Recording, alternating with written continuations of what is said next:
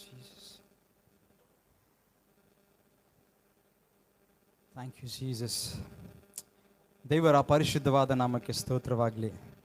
ಈ ಒಂದು ಸಮಯದಲ್ಲಿ ದೇವರ ವಾಕ್ಯವನ್ನು ಕೇಳುವುದಕ್ಕಿಂತ ಮುಂಚಿತವಾಗಿ ಪ್ರಿಯ ದೇವರ ಮಕ್ಕಳೇ, ಒಂದು ವಿಷಯ ಹೇಳಲಿಕ್ಕೆ ಇಷ್ಟಪಡ್ತೇನೆ. Stay with God and be safe. ದೇವರೊಟ್ಟಿಗೆ ನೀವಿರುವಾಗ ನೀವು ಸುರಕ್ಷಿತರಾಗಿರ್ತೀರಿ ಪ್ರಿಯರೇ. ಆಮೇನ್. ಈ ಒಂದು ಆರಾಧನೆಯಲ್ಲಿ ನಾವು ಸಭೆಗೆ ಹೋಗಿ ಆರಾಧನೆ ಮಾಡೋದಕ್ಕೆ ನಮಗೆ ಅವಕಾಶ ಇರಲಿಕ್ಕಿಲ್ಲ. ಆದರೆ ದೇವರು ನಾವಿರುವಂಥ ಸ್ಥಳದಲ್ಲೇ ದೇವರು ಇರುವಂತನಾಗಿದ್ದಾನೆ. ಆಮೇನ್. ನನ್ನನ್ನು ಕೇಳುವಂಥ ನೀವುಗಳು ನಿಮ್ಮ ಕುಟುಂಬದಲ್ಲಿ ಇರುವಾಗ, ನೀವು ನಿಮ್ಮ ಕುಟುಂಬವಾಗಿ ಸೇರಿರುವಾಗ ದೇವ್ರ ವಾಕ್ಯ ಹೇಳ್ತದೆ, ಎಲ್ಲಿ ಇಬ್ಬರು ಮೂವರು ನನ್ನ ಹೆಸರಿನ ಮೇಲೆ ಸೇರಿ ಬರ್ತಾರೋ ಅವರ ಮಧ್ಯದಲ್ಲಿ ನಾನು ಇರುತ್ತೇನೆ ಎನ್ನುವುದಾಗಿ. ಆಮೇನ್. ನಾನು ನಂಬುತ್ತೇನೆ ನೀವಿರುವಂಥ ಸ್ಥಳಗಳಲ್ಲಿ ದೇವರ ಪ್ರಸನ್ನತೆ ಇದೆ ಪ್ರಿಯರೇ. ದೇವರು ನಿಮ್ಮ ಮಧ್ಯದಲ್ಲಿ ಆತನು ಈಗಾಗಲೇ ಪ್ರವೇಶಿಸಿದ್ದಾನೆ. ಎಲ್ಲಿ ದೇವರು ಬರುತ್ತಾರೋ ಅಲ್ಲಿ ದೇವರು ಮಾತನಾಡುವಂತನಾಗಿದ್ದಾನೆ. ಆಮೇನ್. ಎಲ್ಲಿ ದೇವರು ಮಾತನಾಡ್ತಾರೋ ಅಲ್ಲಿ ಬದಲಾವಣೆ ನಾವು ಕಾಣುವಂಥವರಾಗಿದ್ದೇವೆ ಪ್ರಿಯರೇ. ಎಲ್ಲಿ ದೇವರು ಮಾತನಾಡ್ತಾರೋ ಅಲ್ಲಿ ಬಿಡುಗಡೆ ನಾವು ಕಾಣುವಂಥವರಾಗಿದ್ದೇವೆ. ಎಲ್ಲಿ ದೇವರು ಮಾತನಾಡ್ತಾರೋ ಅಲ್ಲಿ ಸೌಖ್ಯ ನಮಗೆ ಉಂಟಾಗುವಂಥದ್ದಾಗಿದೆ. ದೇವರು ಮಾತನಾಡುವಾಗ ರೂಪಾಂತರ ಬರುವಂಥದ್ದಾಗಿದೆ ಪ್ರಿಯರೇ. ಆಮೇನ್. ಹಾಲೆಲೂಯ. ಇಂದಿನ ವಾಕ್ಯಕ್ಕಾಗಿ ನಾವು ಆರಿಸಿಕೊಂಡ ದೇವರ ವಾಕ್ಯವು ಹೊಸ ಒಡಂಬಡಿಕೆಯಲ್ಲಿ ಎಫೆಸದವರಿಗೆ ಬರೆದ ಪತ್ರಿಕೆ 4ನೇ ಅಧ್ಯಾಯ ವಚನ 26. ಎಫೆಸದವರಿಗೆ ಬರೆದ ಪತ್ರಿಕೆ 4ನೇ ಅಧ್ಯಾಯ 26ನೇ ವಚನ.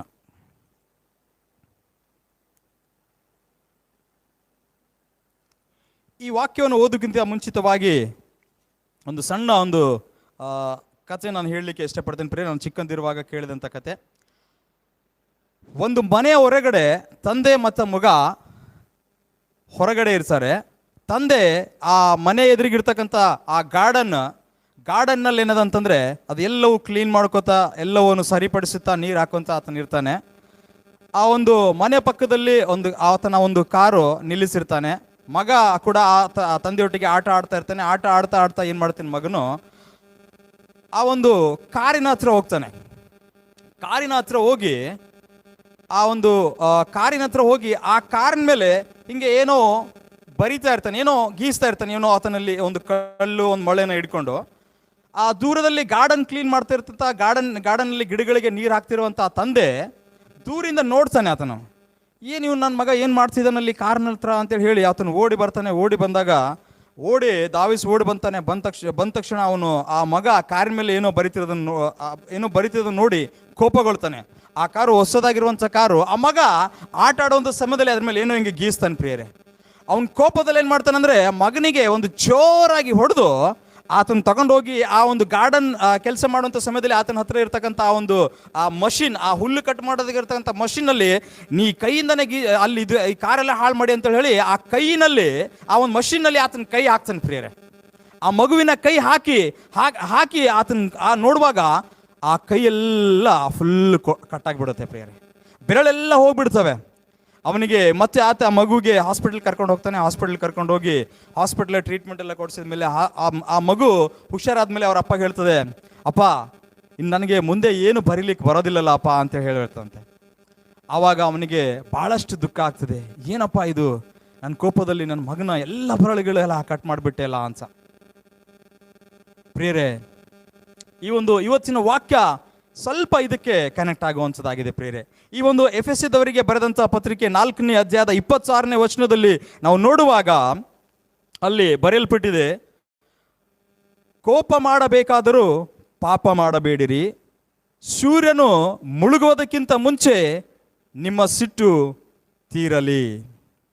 ಕೋಪ ಮಾಡಬೇಕಾದರೂ ಪಾಪ ಮಾಡಬೇಡಿರಿ, ಸೂರ್ಯನು ಮುಳುಗುವುದಕ್ಕಿಂತ ಮುಂಚೆ ನಿಮ್ಮ ಸಿಟ್ಟು ತೀರಲಿ. ಹೌದು ಪ್ರಿಯರೇ, ಇವತ್ತಿನ ವಾಕ್ಯದ ಶಿರೋನಾಮ ಈ ಒಂದು ಸಿಟ್ಟು, ಈ ಒಂದು ಕೋಪ. ಈ ಕೋಪ ಪ್ರತಿಯೊಬ್ಬರ ಜೀವಿತದಲ್ಲಿ ಆಳ್ವಿಕೆ ಮಾಡ್ತದೆ ಪ್ರಿಯರೇ. ಕ್ರಿಸ್ತನಾಗಿರ್ಬೋದು, ಕ್ರಿಸ್ತನ್ ನಂಬಿದಂಥ ಜನರಾಗಿರ್ಬೋದು, ವಿಶ್ವಾಸಿಗಳಾಗಿರುವಂಥ ನಾವಾಗಿರ್ಬೋದು, ಸಭೆಯಲ್ಲಿರ್ತಕ್ಕಂಥ ಸಭಾಪಾಲಕರಾಗಿರ್ಬೋದು, ಮನೆಯ ಹಿರಿಯರಾಗಿರ್ಬೋದು, ಚಿಕ್ಕವರಿರ್ಬೋದು, ದೊಡ್ಡವರಿರ್ಬೋದು ಪ್ರಿಯರೇ, ಕ್ರಿಸ್ತನನ್ನು ಅರಿಯದೇ ಇರತಕ್ಕಂಥ ಜನರು ಕೂಡ ಇರ್ಬೋದು. ಪ್ರತಿಯೊಬ್ಬರ ಜೀವಿತದಲ್ಲಿ ಈ ಕೋಪ ಆಳ್ವಿಕೆ ಮಾಡ್ತಾ ಇದೆ ಪ್ರಿಯರೇ. ಈ ಕೋಪ ಭಯಂಕರವಾಗಿ ಆಳ್ವಿಕೆ ಮಾಡ್ತದೆ. ನಾನು ಹೇಳ್ತೇನೆ, ಈ ಲೋಕದಲ್ಲಿ ಸಿಟ್ಟದೇ ಇರದೇ ಇರತಕ್ಕಂಥ ಜನ ಎಲ್ಲಿ ಹುಡುಕಿದ್ರು ಕೂಡ ಸಿಗ್ಲಿಕ್ಕಿಲ್ಲ. ಈ ಕೋಪ ಜನರನ್ನು ಯಾವ ರೀತಿ ಆಳ್ವಿಕೆ ಮಾಡ್ತದೆ ಅಂತಂದ್ರೆ, ಆ ಜನರು ಎಷ್ಟೋ ಸಾರಿ ತನ್ನನ್ನು ತಾನು ಕಂಟ್ರೋಲ್ ಮಾಡ್ಕೊಳ್ಳೋಕ್ಕೆ ಪ್ರಯತ್ನ ಪಟ್ಟರು ಕೂಡ ಈ ಸಿಟ್ಟಿನಿಂದ ಅವರು ತಪ್ಪಿಸಿಕೊಳ್ಳೋದಕ್ಕೆ ಆಗ್ತಾ ಇಲ್ಲ ಪ್ರಿಯರೇ. ಈ ಕೋಪ ಭಯಂಕರವಾದುದು ಪ್ರಿಯರೇ. ನಾನು ಹೇಳ್ತೇನೆ, ಈ ಕೋಪ ನಮ್ಮ ಜೀವಿತವೇ ನಾಶ ಮಾಡುವಂಥದ್ದಾಗಿದೆ. ಈ ಕೋಪ ದೈಹಿಕವಾಗಿ ನೋಡುವಾಗ ಯಾರಿಗೆ ಕೋಪ ಜಾಸ್ತಿ ಇರ್ತದೋ ಅವರಿಗೆ ಅನೇಕವಾಗಿ ದೈಹಿಕವಾಗಿ ರೋಗಗಳು ಬರ್ತವೆ ಪ್ರಿಯರೇ. BP ಅವರಿಗೆ ಬರ್ತದೆ, ಶುಗರ್ ಪ್ರಾಬ್ಲಮ್ ಇರುತ್ತದೆ. ಆ ಕೋಪದಲ್ಲಿ ಏನದಂತಂದ್ರೆ ಅವರ ಒಂದು ಸ್ಟ್ರೆಸ್ ಹೆಚ್ಚಾಗಿ ಹಾರ್ಟ್ ಪ್ರಾಬ್ಲಮ್ ಕೂಡ ಬರುವಂತ ಸಾಧ್ಯತೆಗಳುಂಟು ಪ್ರಿಯರೇ. ಈ ಕೋಪ ನಮ್ಮ ದೇಹಕ್ಕೆ ಅನೇಕ ರೋಗಗಳು ತೆಗೆದುಕೊಂಡು ಬರುವಂಥದ್ದಾಗಿದೆ. ಇಂಥ ಅನೇಕ ರೋಗಗಳು ಇರುವಾಗಲೂ ಕೂಡ ಜನರು ಇನ್ನು ಕೋಪನೇ ಮಾಡ್ತಾ ಇರ್ತಾರೆ, ಇನ್ನು ಕೋಪದಲ್ಲೇ ಇರ್ತಾರೆ. ಸ್ವಲ್ಪ ವಿಷಯಕ್ಕೆ ಕೋಪ ಮಾಡ್ಕೊಳ್ಳೋದು, ಸ್ವಲ್ಪ ವಿಷಯಕ್ಕೆ ಸಿಟ್ಟು ಮಾಡೋದು. ಈ ಕೋಪ ನಮ್ಮನ್ನು ದೈಹಿಕವಾಗಿ ಬಲಹೀನಪಡಿಸೋದಲ್ಲದೆ ನಮಗೆ ಆತ್ಮಿಕವಾಗಿ ಕೂಡ ಬಲಹೀನಪಡಿಸುವಂಥದ್ದಾಗಿದೆ ಪ್ರಿಯರೇ. Hallelujah, hallelujah. ನೋಡಿ, ಈ ಕೋಪ it is a part of sin. ಈ ಕೋಪ ಅನ್ನೋದು, anger is a part of sin. ಇದ್ರ ಜೊತೆಗೆ ನಾನು ಇನ್ನೊಂದು ಏನು ಹೇಳಕ್ಕೆ ಇಷ್ಟಪಡ್ತೇನೆ ಅಂದರೆ, ಈ anger is a part of unforgiveness. ಈ ಸಿಟ್ಟು ಅನ್ನೋದು ಈ ಒಂದು ಕ್ಷಮಿಸದೆ ಇರುವುದಕ್ಕಿಂತ ಅದರಲ್ಲಿರ್ತಕ್ಕಂಥ ಒಂದು ಭಾಗ ಪ್ರಿಯರೇ. ಇವತ್ತು ನೀವು ಯಾರನ್ನು ಕ್ಷಮಿಸದೇ ಇರುವಾಗ ಅಲ್ಲಿ ನಾವು ಕೋಪ ಬರುವಂಥದ್ದಾಗಿದೆ. ಈ ಒಂದು ಕೋಪ ಒಂದು ಪಾಪದ ಒಂದು ಭಾಗವಾಗಿದೆ. ಅದಕ್ಕಾಗಿ ಇಲ್ಲಿ ನೋಡ್ತೇವೆ, ಪೌಲನು ಎಫೆಸದವರಿಗೆ ಬರ್ತಾ ಇದ್ದಾನೆ, ಕೋಪ ಮಾಡಬೇಕಾದರೂ ಪಾಪ ಮಾಡಬೇಡಿರಿ. ಹಲ್ಲೆಲೂಯಾ. ಕೋಪ ಮಾಡಬೇಕಾದರೂ ಪಾಪ ಮಾಡಬೇಡ್ರಿ. ನಿಮಗೆ ಕೋಪ ಬಂದಾಗ, ಕೋಪ ಬರುವುದು ಇದು ಸಾಮಾನ್ಯ, ಮನುಷ್ಯನಿಗೆ ಬರುವಂಥ ಸಾಮಾನ್ಯ. ಆದರೆ ಆ ಒಂದು ಪರಿಸ್ಥಿತಿಯಲ್ಲಿ ನೀವು ಹೇಗೆ ಅಲ್ಲಿ ರಿಯಾಕ್ಟ್ ಮಾಡ್ತೀರಿ ಅನ್ನೋದು ಪ್ರಾಮುಖ್ಯವಾದದ್ದು. ನೀವು ಹೇಗೆ ನಿಮ್ಮ ಬಾಯಿಗಳಿಂದ ಮಾತನಾಡ್ತೀರಿ ಅನ್ನೋದು ಪ್ರಾಮುಖ್ಯವಾಗಿದ್ದು. ಹೇಗೆ ನೀವು ಎದುರಿನ ಜನರೊಟ್ಟಿಗೆ ನೀವು ಹೇಗೆ ಮಾತನಾಡ್ತೀರಿ ಅನ್ನೋದು ಬಹಳಷ್ಟು ಪ್ರಾಮುಖ್ಯವಾದದ್ದು ಪ್ರಿಯರೇ. ಹಲ್ಲೆಲೂಯಾ. ಅದಕ್ಕಾಗಿ ಪೌಲನು ಬರೀತಾನೆ, ಕೋಪ ಮಾಡಬೇಕಾದರೂ ಪಾಪ ಮಾಡಬೇಡಿರಿ. ಹಲ್ಲೆಲೂಯಾ. ನಾವು ನೋಡ್ತೇವೆ ಸತ್ಯವೇದದಲ್ಲಿ ಆದಿಕಾಂಡ 4ನೇ ಅಧ್ಯಾಯ 5ನೇ ವಚನದಲ್ಲಿ ನಾವು ನೋಡುವಾಗ ಅಲ್ಲಿ ಕೂಡ ಈ ಒಂದು ವಿಷಯ ನಮ್ಮೆಲ್ಲರಿಗೆ ತಿಳಿದಿರುವಂಥ ವಿಷಯ ಪ್ರಿಯರೇ. ಆದಿಕಾಂಡ 4ನೇ ಅಧ್ಯಾಯ 5ನೇ ವಚನ.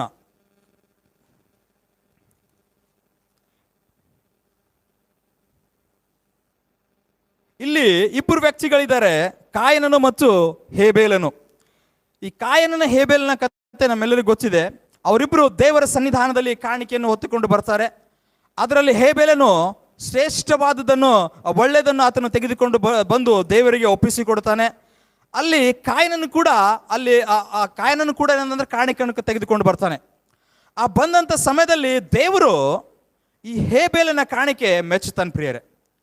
ಹೇಬೇಲನ ಕಾಣಿಕೆ ಮೆಚ್ಚಿದಾಗ ಈ ಕಾಯನನ ಕಾಣಿಕೆ ಮೆಚ್ಚದೇ ಇರುವಂಥ ಸಮಯದಲ್ಲಿ ಈ ಕಾಯನನಿಗೆ ಕೋಪ ಬರ್ತದೆ. ಅಲ್ಲಿ ನೋಡ್ರಿ 5ನೇ ವರ್ಷದಲ್ಲಿ ಬರೆಯಲ್ಪಟ್ಟಿದೆ ಸ್ಪಷ್ಟವಾಗಿ,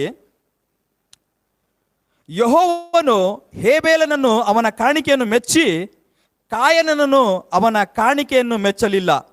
ಇದರಿಂದ ಕಾಯಿನನು ಬಹು ಕೋಪಗೊಂಡನು. ಏನಂತೆ? ಬಹು ಕೋಪಗೊಂಡನು. ದೇವರು ಯಾವಾಗ ಕಾಯನನ ಒಂದು ಕಾಣಿಕೆ ಮೆಚ್ಚಲಿಲ್ಲವೋ ಆ ಒಂದು ಸಮಯದಲ್ಲಿ ಕಾಯಿನನಿಗೆ ಕೋಪ ಬಂದು ಪ್ರಿಯರೇ. ಹಲ್ಲೆಲೂಯಾ. ಇದು ಆದಿಕಾಂಡದ 4ನೇ ಅಧ್ಯಾಯದಲ್ಲಿ ಮೊದಲನೇದಾಗಿ ಒಂದು ವ್ಯಕ್ತಿಗೆ ಈ ಒಂದು ಮನುಷ್ಯನಿಗೆ, ಈ ಒಂದು ಕಾಯನಿಗೆ ಬಂದಂತ ಮೊದಲನೇ ಕೋಪ ಅಂತ ನನಗನ್ಸುತ್ತೆ. ಈ ಒಂದು ಕೋಪ ಬಂದ್ಮೇಲೆ ಕಾಯನ ಏನ್ ಮಾಡ್ತಾನೆ ಅಂತಂದ್ರೆ, ಆತನಿಗೆ ಸಹಿಸಿಕೊಳ್ಳೋದಕ್ಕೆ ಆಗೋದಿಲ್ಲ. ಅಯ್ಯೋ, ದೇವರು ನನ್ನ ಒಂದು ಕಾಣಿಕೆ ಮೆಚ್ಚಲಿಲ್ಲ, ಈ ಒಂದು ಹೇಬೇಲಿನ ಕಾಣಿಕೆ ಮೆಚ್ಚಿದ್ದಾರೆ ಅಂತೇಳಿ ಹೇಳಿ ಸಹಿಸಿಕೊಳ್ಳದೆ ಹೊಟ್ಟೆ ಕಿಚ್ಚಾತನಲ್ಲಿ ಬಂದು ಆತನು ರೋಷವುಳ್ಳವನಾಗಿ ಕೋಪಗೊಂಡು ಆತನು ಏನ್ ಮಾಡ್ತಾನೆ ಅಂತಂದ್ರೆ, ಹೇಬೇಲನಿಗೆ ಆತನು ಕರೆದುಕೊಂಡು ಹೋಗಿ ಆತನಿಗೆ ಕೊಲೆ ಮಾಡ್ತಾನೆ ಪ್ರಿಯರೇ. ಆತನಿಗೆ ಕೊಂದನೆ ಅನ್ನೋದ್ರ ಬಗ್ಗೆ ಬರೆಯಲ್ಪಟ್ಟಿದೆ. ಆತನು ಕೊಲ್ಲುವುದಕ್ಕೆ ಕಾರಣ ಆ ಕಾಯನಲ್ಲಿ ಬಂದಂತ ಕೋಪ. ಹಲ್ಲೆಲೂಯಾ. ಈ ಒಂದು ಕೋಪ ನೋಡ್ರಿ, ಆ ಕೇವಲ ದೇವರು ಆ ಕಾಣಿಕೆ ಮೆಚ್ಚದೇ ಇರುವಂತ ಸಮಯದಲ್ಲಿ ಅಲ್ಲಿ ದೇವರು ಆತನಿಗೆ ಸ್ಪಷ್ಟವಾಗಿ ಹೇಳ್ತಾ ಇದ್ದಾರೆ, ಯಾಕೆ ನಿನ್ನ ಕಾಣಿಕೆ ನಾನು ಮೆಚ್ಚಲಿಲ್ಲ, ಯಾಕೆ ನಿನ್ನ ಕಾಣಿಕೆ ನನಗೆ ಇಷ್ಟ ಆಗಲಿಲ್ಲ ಅಂತೇಳಿ ಹೇಳಿ ದೇವರು ಅಲ್ಲಿ ಸ್ಪಷ್ಟತೆ ಕೊಡ್ತಾ ಇದ್ದಾರೆ ಕಾಯನಿಗೆ ಯಾಕೆ ನಿನ್ನ ಕಾಣಿಕೆ ನಾನು ಮೆಚ್ಚಲಿಲ್ಲ ಅಂತೇಳಿ. ಆದ್ರೂ ಕೂಡ ಅದನ್ನು ಅರ್ಥ ಮಾಡ್ಕೊಳ್ಳಿಲ್ಲ ಆತನು ಕೋಪಗೊಳ್ತಾನೆ. ಆತನು ಸಹಿಸಿಕೊಳ್ಳೋದಕ್ಕೆ ಆಗದೆ ಆ ಹೇಬೆಲನನ್ನು ಕರೆದುಕೊಂಡು ಹೋಗಿ ಕೊಲೆ ಮಾಡ್ತಾನೆ. ಪ್ರಿಯರೇ, ಎಂಥ ಭಯಂಕರವಾದಂಥ ಪರಿಸ್ಥಿತಿ. ಈ ಕೋಪ ನೋಡ್ರಿ ಆ ಹೇಬೆಲನಿಗೆ ಕೊಲೆ ಮಾಡುವಂತ ಮಟ್ಟಿಗೆ ತೆಗೆದುಕೊಂಡು ಹೋಯಿತು. ಈ ಕೋಪ ಬಹಳ ಭಯಂಕರವಾದದ್ದು ಪ್ರಿಯರೇ, ಈ ಕೋಪ ಬಹಳ ಬಹಳ ಭಯಂಕರವಾದದ್ದು. ಈ ಕೋಪ ನಾನು ಹೇಳ್ತೇನೆ, ಇಲ್ಲಿ ಕೊಲೆ ಆಗೋದಕ್ಕೆ ಕಾರಣನೇ ಆತನಲ್ಲಿ ಬಂದಂತ ಕೋಪ ಪ್ರಿಯರೇ. ಇವತ್ತು ನನ್ನಲ್ಲಿ ನಿನ್ನಲ್ಲಿ ಕೂಡ ಅನೇಕ ಸಮಯದಲ್ಲಿ ಕೋಪಕ್ಕೆ ಒಳಗಾಗ್ತೇವೆ, ಸಿಟ್ಟಿಗೆ ಒಳಗಾಗ್ತೇವೆ. ಆ ಒಂದು ಸಮಯದಲ್ಲಿ ಕೂಡ ಅನೇಕ ರೀತಿಯಾಗಿ ವ್ಯತಿರಿಕ್ತವಾಗಿ ನಾವು ಪ್ರತಿಕ್ರಿಯಿಸೋದುಂಟು ಪ್ರಿಯರೇ. ಅದಕ್ಕಾಗಿ ಇಲ್ಲಿ ನೋಡ್ತೇವೆ, ಕಾಯನನು ಕೋಪಗೊಂಡು ಹೇಬೇಲನನ್ನು ಕೊಲೆ ಮಾಡಿದನು ಪ್ರಿಯರೇ. ಅದೇ ರೀತಿಯಾಗಿ ನಾವು ಹಳೆ ಒಡಂಬಡಿಕೆಯಲ್ಲಿ ನೋಡುವಾಗ ವಿಮೋಚನೆ ಕಾಂಡ 2ನೇ ಅಧ್ಯಾಯ 11ನೇ ವಚನದಲ್ಲಿ ಕೂಡ ನೋಡ್ತೇವೆ.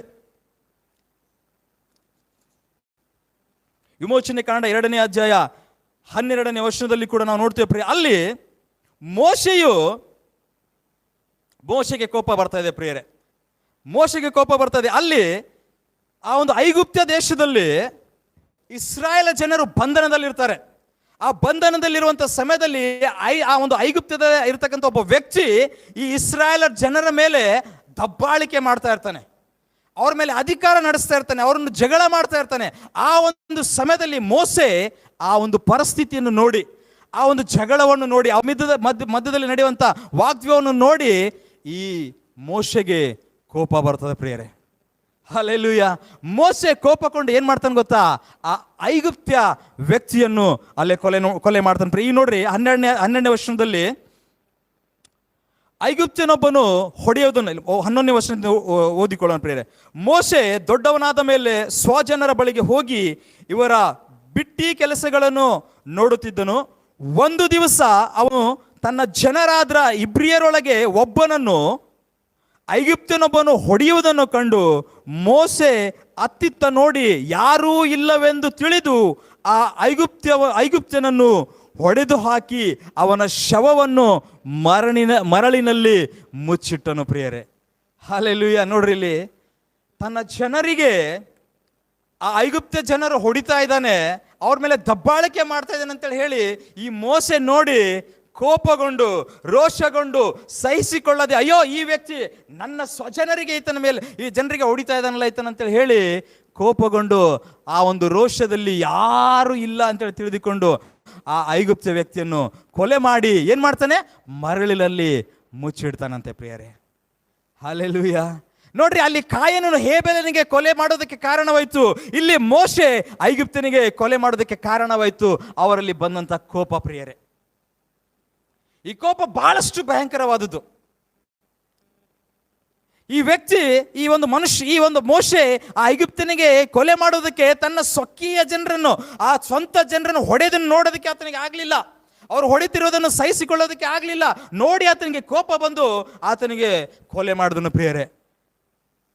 ಕೋಪ ಭಯಂಕರವಾದುದು ಪ್ರಿಯರೇ, ಭಯಂಕರವಾದುದು.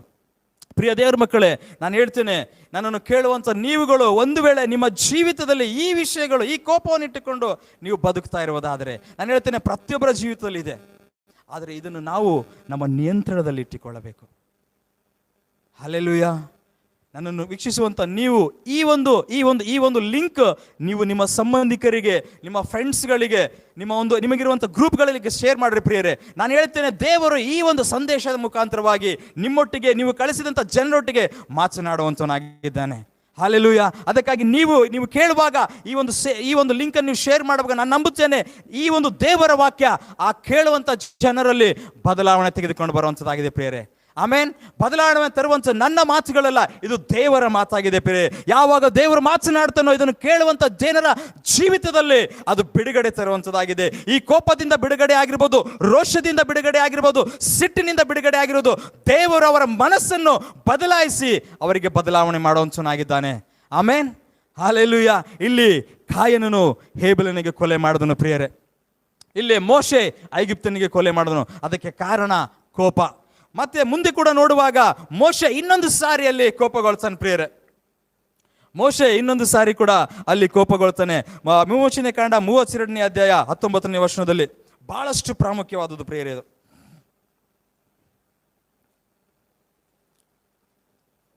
32:19.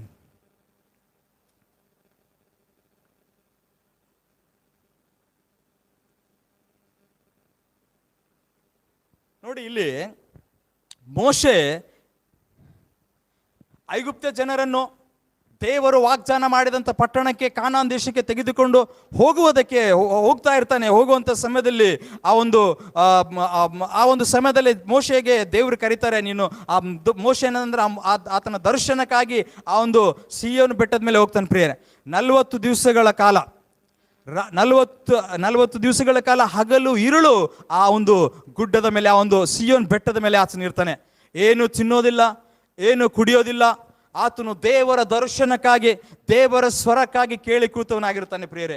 ದೇವರನೊಟ್ಟಿಗೆ ಏನು ಮಾತನಾಡ್ತಾನೋ, ಈ ಜನರಿಗೆ ಹೇಗೆ ನಡೆಸಬೇಕು, ಈ ಜನರಿಗೆ ಏನು ಆತನು ಕೊಡೋದಕ್ಕೆ ಬಯಸ್ತಾನೋ, ಈ ಜನರಿಗೆ ಏನು ಹೇಳೋದಕ್ಕೆ ಬಯಸ್ತಾನೆ ಅಂತೇಳಿ ಮೋಶೆ 40 ದಿವಸಗಳ ಕಾಲ ಅಲ್ಲಿ ಏನು ತಿನ್ನದೆ, ಏನು ಕುಡಿಯದೆ, ಉಪವಾಸದಿಂದ ದೇವರ ದರ್ಶನಕ್ಕಾಗಿ, ದೇವರ ಸ್ವರಕ್ಕಾಗಿ ಆತನು ಕಾದು ಕೂತವನಾಗಿರ್ತಾನೆ ಪ್ರಿಯರೇ. ಅಲ್ಲಿ ಕಾದು ಕೂತ ಮೇಲೆ ದೇವರು ಒಂದು ದಿವಸ ಬಂದು ಆತನಿಗೆ ದರ್ಶನ ಕೊಟ್ಟು ಆತನಿಗೆ ದೇವರು ಅಲ್ಲಿ ವಾಗ್ದಾನಗಳು ಕೊಡ್ತಾ ಇದ್ದಾನೆ, ಆಜ್ಞೆಗಳನ್ನು ಬರೆದು ಕೊಟ್ಟಿದ್ದಾನೆ. ಹಲ್ಲೆಲೂಯಾ.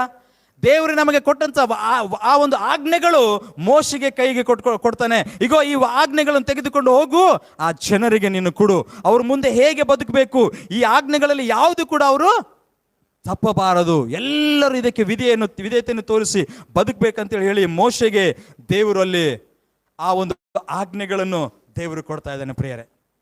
ನೋಡ್ರಿ, ಇಲ್ಲಿ ದೇವರು ಆತನಿಗೆ ಆ ವಾಗ್ದಾನಗಳು ಕೊಟ್ಟಿದ ಮೇಲೆ, ಆ ಒಂದು ಆಜ್ಞೆಗಳು ಕೊಟ್ಟಿದ ಮೇಲೆ 2 ಹಲಿಗೆಗಳು ಕೈಯಲ್ಲಿ ಹಿಡಿದುಕೊಂಡು ಆತನು ಆ ಗುಡ್ಡವನ್ನು ಇಳಿದು ಬರ್ತಾನೆ ಕೆಳಗಡೆ. ಆ ಬರುವುದಕ್ಕಿಂತ ಮುಂಚೆ ಅಲ್ಲಿ ಏನಾಗುತ್ತೆ ಅಂತಂದ್ರೆ, ಆ ಇಸ್ರಾಯೇಲ್ ಜನರು ಆರೋನನ ಹತ್ರ ಹೋಗ್ತಾರೆ. ಹೋಗಿ ನಮ್ಮನ್ನು ಕರೆದುಕೊಂಡು ಬಂದಂತ ಮೋಶೆ ಎಲ್ಲಿ ಹೋದನೋ ಗೊತ್ತಿಲ್ಲ, ಏನ್ ಮಾದನೋ ಗೊತ್ತಿಲ್ಲ, ನಮಗೆ ಈ ಅರಣ್ಯದಲ್ಲಿ ತೆಗೆದುಕೊಂಡು ಬಂದು ನಮಗೆ ಯಾರು ಇಲ್ಲದ ಹಾಗೆ ಮಾಡಿದಿರಾ, ನಮಗೆ ಯಾವ ದೇವರು ಗೊತ್ತಿಲ್ಲ, ಏನಿಲ್ಲ, ನಮಗೆ ಆರಾಧಿಸಕ್ಕೆ ಒಂದು ದೇವರನ್ನು ಮಾಡಿಕೊಡ್ರಿ ಅಂತೇಳಿ ಹೇಳಿ ಆರೋನ್ಗೆ ಕೇಳಿಕೊಂಡಾಗ ಆರೋನನು ಅಲ್ಲಿ ಒಂದು ಬಸವದ ಮೂರ್ತಿಯನ್ನು ಮಾಡಿಕೊಡ್ತಾನೆ ಪ್ರಿಯರೇ. ಒಂದು ಲೋಹದ ಬಸವದ ಮೂರ್ತಿಯನ್ನು ಆತನು ಮಾಡಿಕೊಟ್ಟಾಗ ಅವರು ಅದರಲ್ಲಿ ಸಂತೋಷ ಪಡ್ತಾರೆ, ಅದರಲ್ಲಿ ಉಲ್ಲಾಸ ಪಟ್ಟು ಅದ್ರ ಮುಂದೆ ಕುಣಿದಾಡುತ್ತಾ ಉಲ್ಲಾಸದಿಂದ ಅವರು ಹರ್ಷದಿಂದ ಕುಣಿದಾಡ್ತಾ ಇರ್ತಾರೆ. ಅಲ್ಲಿ ಇವರು ಕುಣಿದಾಡ್ತಾ ಇದ್ದಾರೆ ಕೆಳಗಡೆ. ಅಲ್ಲಿ ಮೋಶೆ ಈ ಜನರಿಗಾಗಿ, ಯಾರು ಆ ಬಸವನ ಮುಂದೆ ಯಾರು ಕುಣಿದಾಡ್ತಾ ಇದ್ದಾರಲ್ಲ, ಆ ಒಂದು ಮೂರ್ತಿಯ ಮುಂದೆ ಯಾರು ಕುಣಿದಾಡ್ತಾರಲ್ಲ, ಆ ಜನರಿಗಾಗಿ ಆಜ್ಞೆಗಳನ್ನು ತೆಗೆದುಕೊಂಡು, ಆ ಜನರಿಗಾಗಿ ಒಳ್ಳೆಯದನ್ನು ತೆಗೆದುಕೊಂಡು 40 ದಿವಸಗಳ ಕಾಲ ಗುಡ್ಡದ ಮೇಲೆ ಇದ್ದುಕೊಂಡು ದೇವರಲ್ಲಿ ವಿಜ್ಞಾಪಿಸಿ ಆತನ ದರ್ಶನವನ್ನು ಹೊಂದಿಕೊಂಡು ಆ ಆಜ್ಞೆಗಳನ್ನು ಹಿಡಿದುಕೊಂಡು ಬರ್ತಾನೆ ಪ್ರಿಯರೇ. ಅಲ್ಲಿ ಮೋಶೆ ಗುಡ್ಡದಿಂದ ಇಳಿದು ಬರ್ತಾ ಇದ್ದಾನೆ, ಇಲ್ಲಿ ಕೆಳಗಡೆ ಜನರು ಆ ಮೂರ್ತಿ ಮುಂದೆ ಕುಣಿದಾಡ್ತಾ ಇದ್ದಾರೆ. ಮೋಶೆ 2 ಕೈಗಳಲ್ಲಿ 2 ಹಲಗೆಗಳನ್ನು ಹಿಡಿದುಕೊಂಡು ದೇವರ ವಾಗ್ದಾನಗಳನ್ನು ಹಿಡಿದುಕೊಂಡು ಬರ್ತಾ ಇದ್ದಾನೆ. ಆದರೆ ಕೆಳಗಿರುವಂತ ಜನರು ಏನ್ ಮಾಡ್ತಾ ಇದ್ದಾರೆ, ಆ ಬಸವನ ಮುಂದೆ ಕುಣಿದಾಡ್ತಾ ಇದ್ದಾರೆ ಪ್ರಿಯರೇ. ಆ ಒಂದು ಸಮಯದಲ್ಲಿ ಈ ಒಂದು ಸ್ಥಿತಿಯನ್ನು ನೋಡಿ, ಈ ಒಂದು ಸನ್ನಿವೇಶ ಮೋಶೆ ಕಂಡು ಬಹಳಷ್ಟು ಕೋಪಗೊಂಡನು ಪ್ರಿಯರೇ. ಅಲ್ಲಿ ನೋಡಿ 19ನೇ ವರ್ಷದಲ್ಲಿ 19ನೇ ವರ್ಷದಲ್ಲಿ ಬರೆಯಲ್ಪಟ್ಟಿದೆ, ಅವನು ಪಾಳೆಯದ ಹತ್ತಿರಕ್ಕೆ ಬಂದು ಆ ಬಸವನನ್ನು ಜನರು ಕುಣಿದಾಡುವುದನ್ನು ಕಂಡಾಗ ಬಹು ಕೋಪಗೊಂಡು ಕೈಯಲ್ಲಿದ್ದ ಶೀಲಾ ಶಾಸನಗಳನ್ನು ಬೆಟ್ಟದ ಬುಡಿಯಲ್ಲಿ ನೆಲಕ್ಕೆ ಹಾಕಿ ಒಡೆದು ಬಿಟ್ಟನು ಪ್ರಿಯರೇ. ದೇವರ ಸನ್ನಿಧಾನದಲ್ಲಿ ದೇವರಿಗಾಗಿ ಕಾಯ್ದುಕೊಂಡು ಆ ಗುಡ್ಡದ ಮೇಲೆ 40 ದಿವಸಗಳ ಕಾಲ ಹಗಲು ಇರಳು ಏನು ತಿನ್ನದೆ, ಏನು ಕುಡಿಯದೆ ದೇವರ ದರ್ಶನವನ್ನು ಹೊಂದಿ, ದೇವರ ಸ್ವರವನ್ನು ಕೇಳಿ, ದೇವರು ಆರಿಸಿಕೊಂಡ ಸ್ವಕೀಯ ಜನರಿಗಾಗಿ ಆಜ್ಞೆಗಳನ್ನು ಹೊತ್ತುಕೊಂಡು ಬಂದಂತ ಆ ಒಂದು ಆಜ್ಞೆಗಳು ಮೋಶೆಯು ಜನರು ಮಾಡುವುದನ್ನು ಕಂಡು, ಆ ಬಸವನನ್ನು ಕೊಂಡು, ಅವರು ಕುಣಿದಾಡುವನನ್ನು ಕೊಂಡು ಬಹು ಕೋಪಗೊಂಡು ಆ ಶೀಲಾ ಶಾಸನವನ್ನು ಒಡೆದು ಹಾಕಿದನು. ಪ್ರಿಯರೇ, ಎಂಥ ಘೋರವಾದಂಥ ಪರಿಸ್ಥಿತಿ, ಎಂಥ ಭಯಂಕರವಾದಂಥ ಪರಿಸ್ಥಿತಿ. ಪ್ರಿಯ ದೇವರ ಮಕ್ಕಳೇ, ಅಲ್ಲಿ ವಾಕ್ಯದಲ್ಲಿ ನೋಡ್ತೇವೆ, ದೇವರು ತನ್ನ ಕೈಯಿಂದ, ಸ್ವಂತ ಕೈಯಿಂದ ಆ ಹಲಗೆಯ ಮೇಲೆ ತನ್ನ ಜನರಿಗಾಗಿ ಆಜ್ಞೆಗಳನ್ನು ಬರೆದಿದ್ದನು. ತನ್ನ ಸ್ವಂತ ಕೈಯಿಂದ ಪ್ರಿಯರೇ, ತನ್ನ ಸ್ವಂತ ಕೈಯಿಂದ ಬರೆದಂಥ ಆ ಆಜ್ಞೆಗಳು ತನ್ನ ಸ್ವಕೀಯ ಜನರಿಗೆ ಕೊಡಬೇಕು.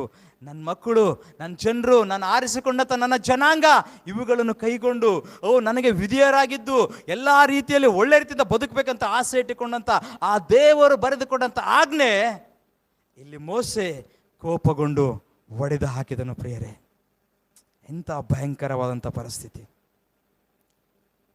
ಪ್ರಿಯ ದೇವರ ಮಕ್ಕಳೇ, ನಾವು ಕೂಡ ನಮ್ಮ ಜೀವಿತದಲ್ಲಿ ದೇವರ ಸನ್ನಿಧಾನದಲ್ಲಿ ಉಪವಾಸದಿಂದ ಪ್ರಾರ್ಥನೆ ಮಾಡಿ, ಗಂಟೆಗಟ್ಟಲೆ ಪ್ರಾರ್ಥನೆ ಮಾಡಿ, ವಾಕ್ಯಗಳನ್ನು ಧ್ಯಾನ ಮಾಡುತ್ತಾ, ಉಪವಾಸ ಮಾಡುತ್ತಾ, ಎಲ್ಲ ವಾಕ್ಯಗಳನ್ನು ಕೇಳುತ್ತಾ, ಆರಾಧನೆ ಮಾಡುತ್ತಾ, ದೇವರ ಸನ್ನಿಧಾನದಲ್ಲಿ ಅನೇಕಾವರ್ತಿ ದೇವರಿಂದ ವಾಗ್ದಾನಗಳನ್ನು ಹೊಂದಿಕೊಂಡಿದ್ದೇವೆ, ದೇವರಿಂದ ಆಶೀರ್ವಾದದ ವಚನಗಳನ್ನು ಹೊಂದಿಕೊಂಡಿದ್ದೇವೆ, ದೇವರಿಂದ ಅಭಿಷೇಕವನ್ನು ಹೊಂದಿಕೊಂಡಿದ್ದೇವೆ. ಉಪವಾಸ ಮಾಡಿ ಅಭಿಷೇಕ ಹೊಂದಿಕೊಂಡಿದ್ದೇವೆ, ಪ್ರಾರ್ಥನೆಗೆ ಹೋಗಿ ಅಭಿಷೇಕ ಹೊಂದಿಕೊಂಡಿದ್ದೇವೆ, ಆರಾಧನೆಯಲ್ಲಿ ಹೋಗಿ ಅಭಿಷೇಕವನ್ನು ಹೊಂದಿಕೊಂಡಿದ್ದೇವೆ, ಆ ವಾಕ್ಯವನ್ನು ಧ್ಯಾನ ಮಾಡುತ್ತಾ ಆತನ ವಾಗ್ದಾನಗಳನ್ನು ಹೊಂದಿಕೊಂಡಿದ್ದೇವೆ. ಮೋಶೆ ಕೂಡ ಆತನು ದೇವರ ಸನ್ನಿಧಾನದಲ್ಲಿ ಇದ್ಕೊಂಡು ಆತನ ದರ್ಶನಕ್ಕಾಗಿ ಕಾತಿಕೊಂಡು, ನೋಡ್ರಿ ಎಷ್ಟು ಆತ 40 ದಿವಸಗಳ ಕಾಲ ಎಷ್ಟು ಪೇಷನ್ಸ್ ಇಲ್ಲಿ ಇರ್ಬೋದು.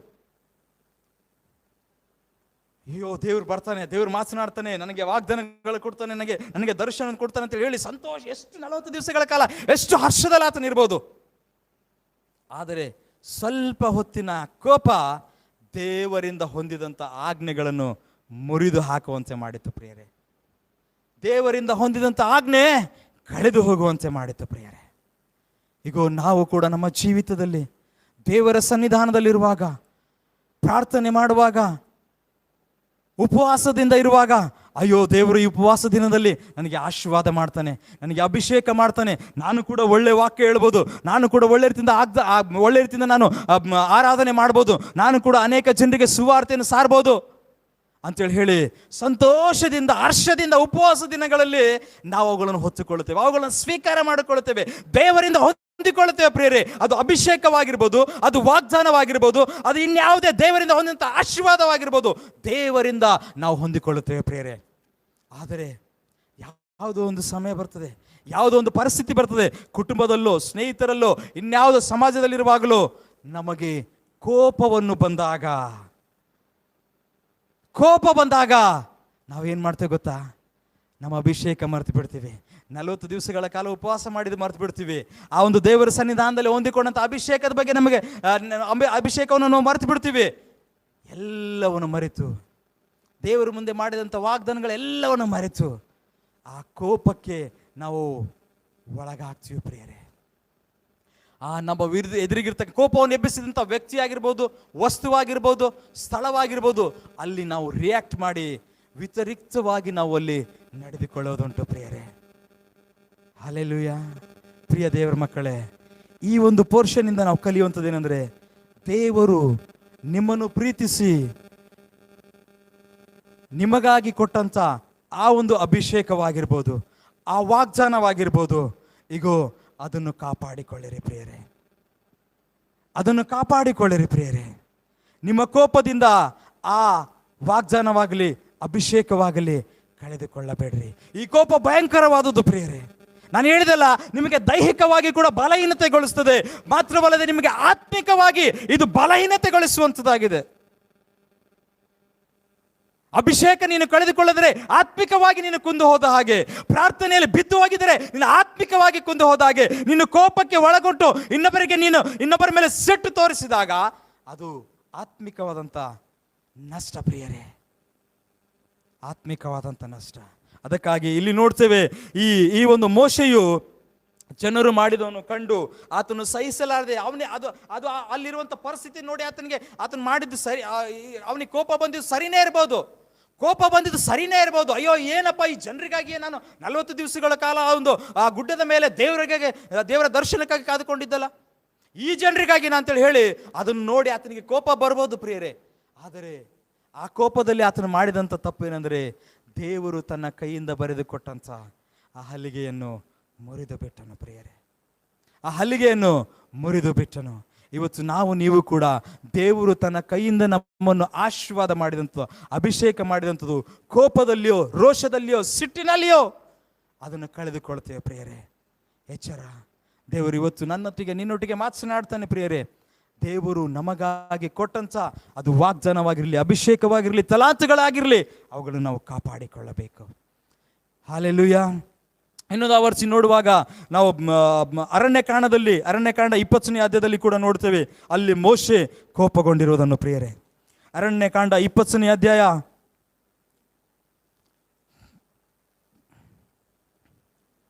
ವಚನ 10, 11, 12 ಇದು ಕೂಡ ಬಹಳಷ್ಟು ಪ್ರಾಮುಖ್ಯವಾದದ್ದು ಪ್ರಿಯರೇ. ಅರಣ್ಯಕಾಂಡ 20ನೇ ಅಧ್ಯಾಯ 10, 11, 12ನೇ ವಚನ.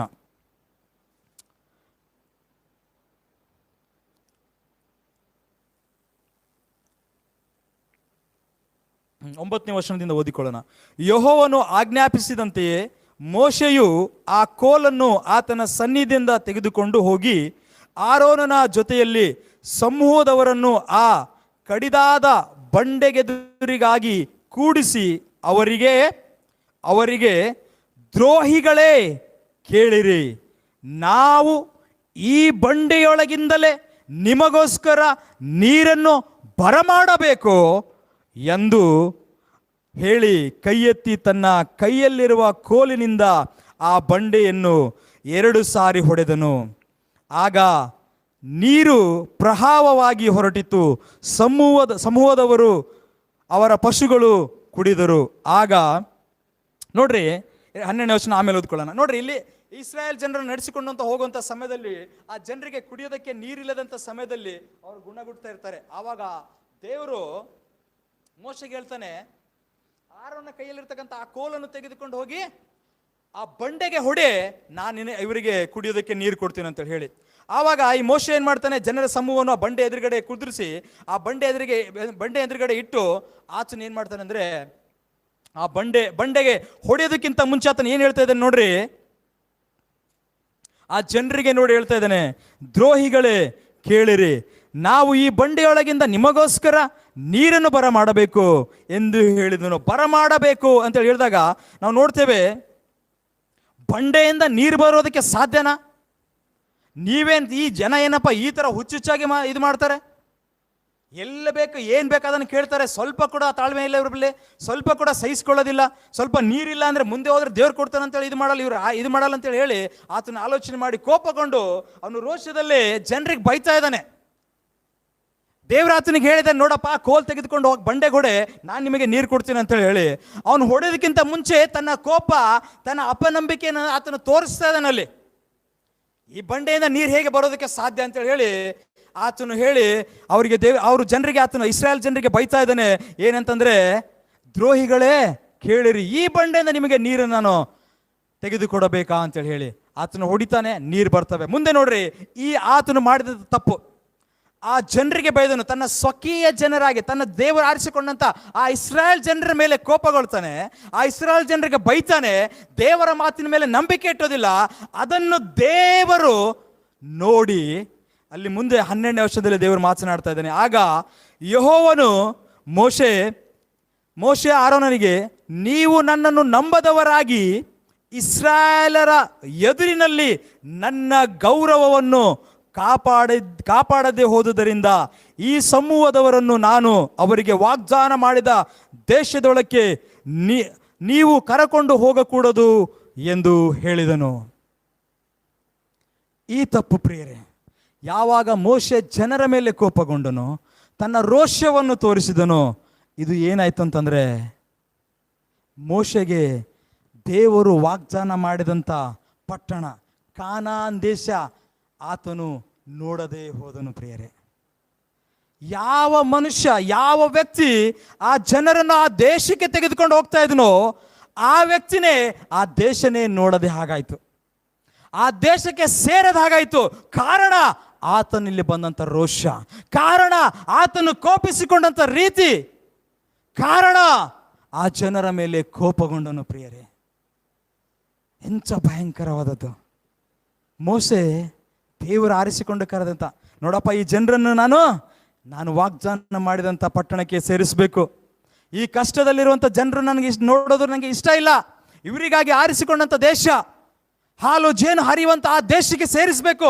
ಇದಕ್ಕೆ ನಿನ್ನನ್ನು ನಾಯಕನಾಗಿ ನಾನು ಆರಿಸಿಕೊಂಡಿದ್ದೇನೆ, ಇವರನ್ನು ತೆಗೆದುಕೊಂಡು ಹೋಗು ಅಂತೇಳಿ ಹೇಳಿದಂಥ ದೇವರು ಇವತ್ತು ಹೇಳ್ತಾ ಇದ್ದಾನೆ ಮೋಶೆಗೆ, ನೀನು ಆ ಪಟ್ಟಣವನ್ನು, ಆ ದೇಶವನ್ನು ನೀನು ನೋಡಲಾರಿ, ಆ ಪಟ್ಟಣ ದೇಶವನ್ನು ನೀನು ಸೇರಲಾರಿ. ಕಾರಣ ನೀನು ಕೋಪಗೊಂಡಿದೀಯಾ, ನನ್ನ ಮಾತನ್ನು ನೀನು ನಂಬದೆ ಹೋಗಿದ್ಯಾ. ನೀನು ಇಸ್ರಾಯೇಲರ ಜನರ ಮುಂದೆ ನನ್ನ ಮರ್ಯಾದೆ ನೀನು ಇಡಲಿಲ್ಲ. ನೀನು ಕೋಪಗೊಂಡು ರೋಷಗೊಂಡು ನೀನು ಜನರ ಮೇಲೆ, ಜನರ ಎದುರಿಗೆ ನೀನು ರೋಷ ತೋರಿಸಿಕೊಂಡಿದ್ಯಾ ಅಂತ ಹೇಳಿ ದೇವರು ಇಲ್ಲಿ ಮೋಶೆಗೆ ಆ ಒಂದು ಪಟ್ಟಣದಲ್ಲಿ ಸೇರದ ಹಾಗೆ ಮಾಡ್ತಾ ಇದ್ದಾನೆ ಪ್ರಿಯರೇ. ಎಂಥ ಭಯಂಕರವಾದಂಥ ಪರಿಸ್ಥಿತಿ. ಅಲ್ಲಿ ಕೋಪ ಕೊಲೆಗೆ ಕಾರಣವಾಯಿತು, ಅಲ್ಲಿ ಕೋಪ ಇನ್ನೊಂದು ಕೊಲೆಗೆ ಕಾರಣ ಆಯಿತು, ಇನ್ನೊಂದು ಕೋಪ ದೇವರಿಂದ ಹೊಂದಿದಂಥ ವಾಗ್ದಾನ ಆಜ್ಞೆಗಳನ್ನು ಮುರಿದು ಹೋಗುವ ಹಾಗೆ ಆಯಿತು. ಇನ್ನೊಂದು ಇಲ್ಲಿರುವಂಥ ಕೋಪ ದೇವರು ವಾಗ್ದಾನ ಮಾಡಿದಂಥ ಪಟ್ಟಣಕ್ಕೆ ನಾಯಕನಾಗಿರುವಂಥ ಈತನೇ ಜನರಿಗೆ ನಡೆಸುವಂಥ ನಾಯಕನಾಗಿರೋ ಈತನೇ ನೋಡುವುದಕ್ಕೆ ಆಗಲಿಲ್ಲ. ಕೋಪ ಭಯಂಕರವಾದಂಥ ಪ್ರಿಯರೇ, ವೆರಿ ಡೇಂಜರಸ್. ಪ್ರಿಯ ದೇವರ ಮಕ್ಕಳೇ, ಅದಕ್ಕಾಗಿ ದೇವರು ನಮಗೆ ಹೇಳಿದ ಎಫೆಸದಲ್ಲಿ, ಕೋಪ ಮಾಡಿದರೂ ಪಾಪ ಮಾಡಬೇಡಿರಿ, ಕೋಪ ಮಾಡಿದರೂ ಪಾಪ ಮಾಡಬೇಡ್ರಿ. ಸೂರ್ಯನು ಮುಳುಗೋದಕ್ಕಿಂತ ಮುಂಚೆಯೇ ನಿಮ್ಮ ಸಿಟ್ಟು ತೀರಲಿ. Hallelujah, hallelujah. ಭಯಂಕರವಾದಂಥ ಪ್ರಿಯರೇ, ಇವತ್ತು ನಮ್ಮ ಜೀವಿತದಲ್ಲಿ ನನ್ನನ್ನು ಕೇಳುವಂಥ ನೀವುಗಳು ನಿಮ್ಮ ಜೀವಿತದಲ್ಲಿ ಈ ಒಂದು ಕೋಪ ಆಳ್ವಿಕೆ ಮಾಡ್ತಾ ಇರುವುದಾದರೆ, ಈ ಕೋಪವು ನಿಮ್ಮನ್ನು ಆಳ್ವಿಕೆ ಮಾಡ್ತಾ ಇರುವುದೇ, ನಾನು ಹೇಳ್ತಿದ್ದೆ, ನೀವು ಇನ್ನೂ ಹಳೆ ಕಾಲದಲ್ಲಿ ಜೀವಿಸ್ತಾ ಇದ್ದೀರಿ, ನೀವು ನೂತನ ಸೃಷ್ಟಿ ಇನ್ನೂ ಆಗಿಲ್ಲ. ಎಫೆಸದವರಿಗೆ ಅದೇ ಒಂದು 4ನೇ ಅಧ್ಯಾಯದಲ್ಲಿ ನೋಡುವಾಗ ಅಲ್ಲಿ ಬರೆಯಲ್ಪಟ್ಟಿದೆ ಪ್ರಿಯರೇ. Thank you Jesus, thank you Lord, thank you Jesus. Oh hallelujah, thank you Jesus.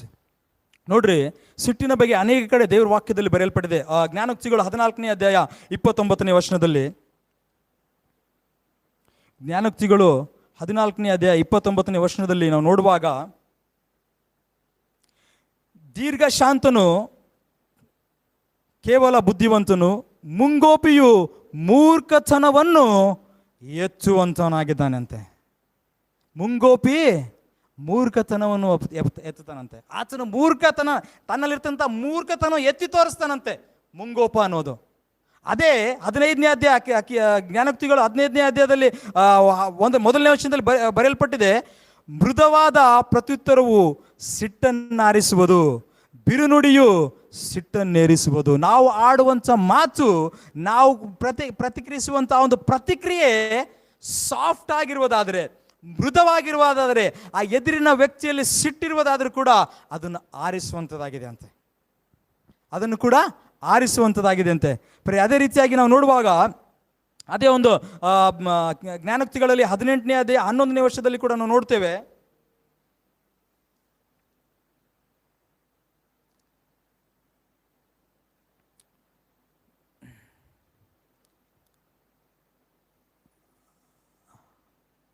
ಇಪ್ಪತ್ತೊಂಬತ್ತು 11 ನೋಡೋಣ. 29:11.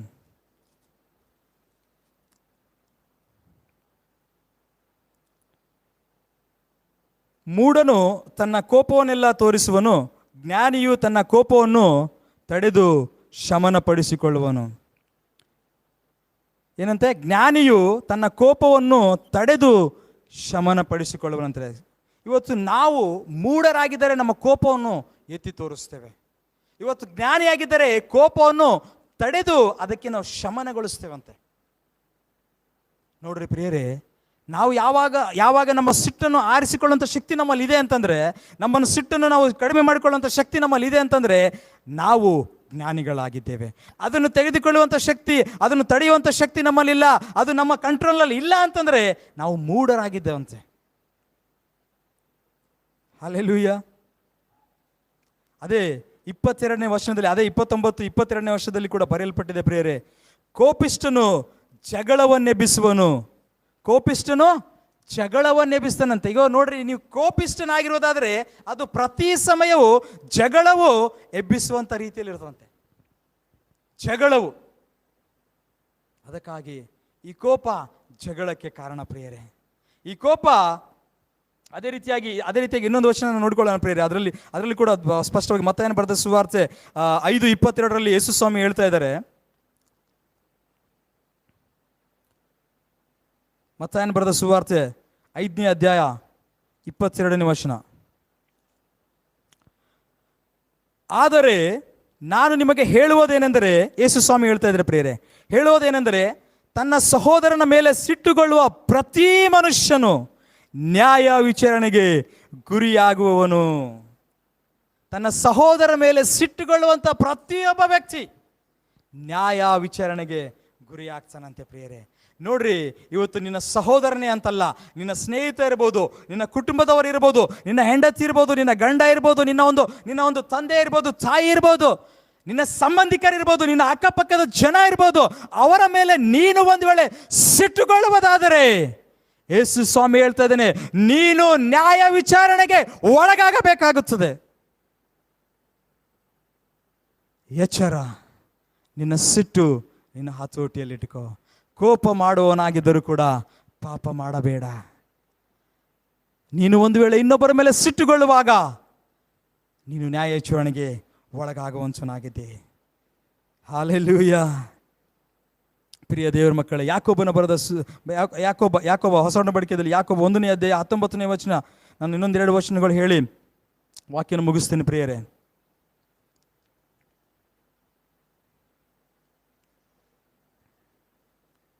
Thank you Jesus.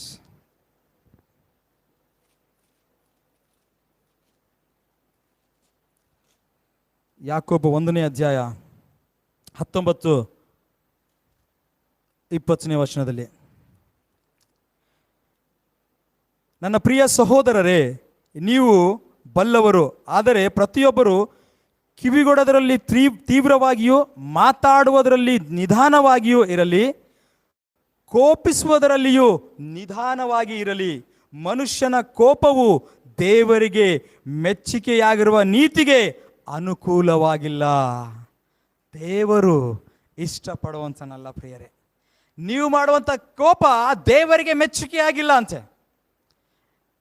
ನಾವು ಸಿಟ್ಟು ಮಾಡುವಂಥ ಸ್ಥಿತಿ, ಆ ಒಂದು ಪರಿಸ್ಥಿತಿ, ಆ ಒಂದು ಸಿಟ್ಟುಕೊಳ್ಳುವಂಥ ವಿಷಯ ದೇವರಿಗೆ ಮೆಚ್ಚುಗೆ ಆಗಿಲ್ಲ ಅಂತೆ. ನಾವು ಸಿಟ್ಟುಗೊಳ್ಳೋದು ದೇವರಿಗೆ ಇಷ್ಟ ಇಲ್ಲ ಪ್ರಿಯರೇ, ದೇವರಿಗೆ ಇಷ್ಟ ಇಲ್ಲ. ಅದಕ್ಕಾಗಿಯೇ 1ನೇ ತಿಮೋಥಿ 2ನೇ ಅಧ್ಯಾಯ 8ನೇ ವಚನದಲ್ಲಿ ಕೂಡ ನಾವು ನೋಡ್ತೇವೆ.